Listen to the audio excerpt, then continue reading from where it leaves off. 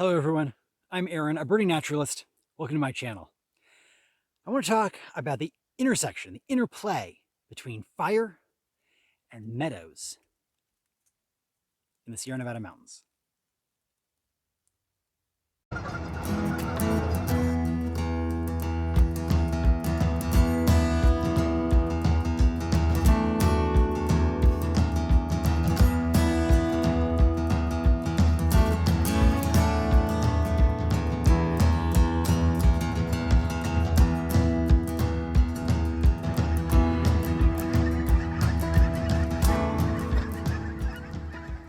Now, I've talked about meadow restoration before, toured around a meadow restoration site once, which I will link at the end of this video.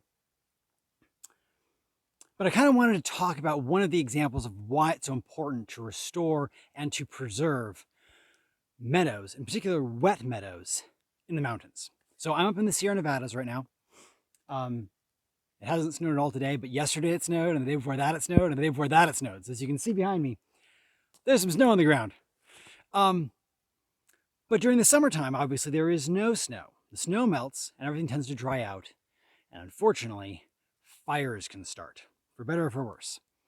And with forest management practices being what they have been for the past century or more, those fires often get big and they get bad, as I'm sure is news to absolutely no one who has paid any attention to fires in the western United States for the past, 10 years or so.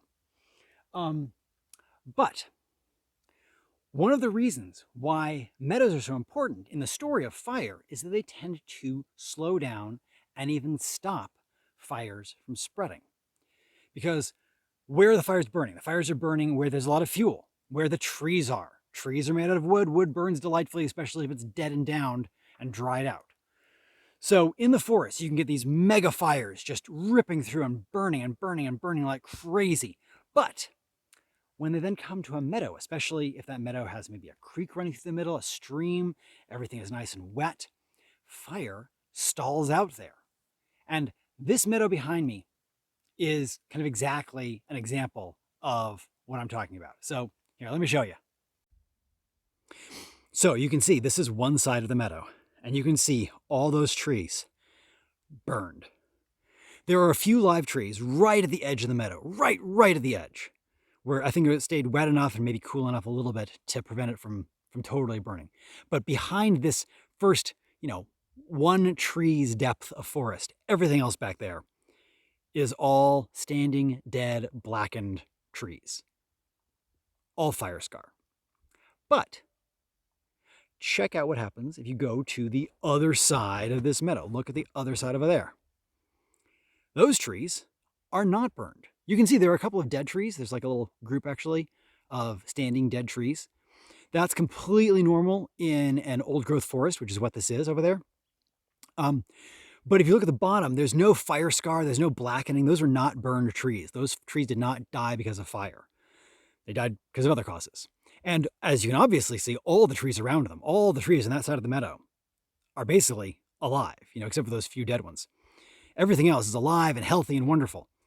So lots of green living trees over on that side with the occasional dead one scattered in, but basically a live, healthy forest. And on this side, lots of burned trees. So you could kind of see those two sides of this meadow, right? One that was burned and one that was not.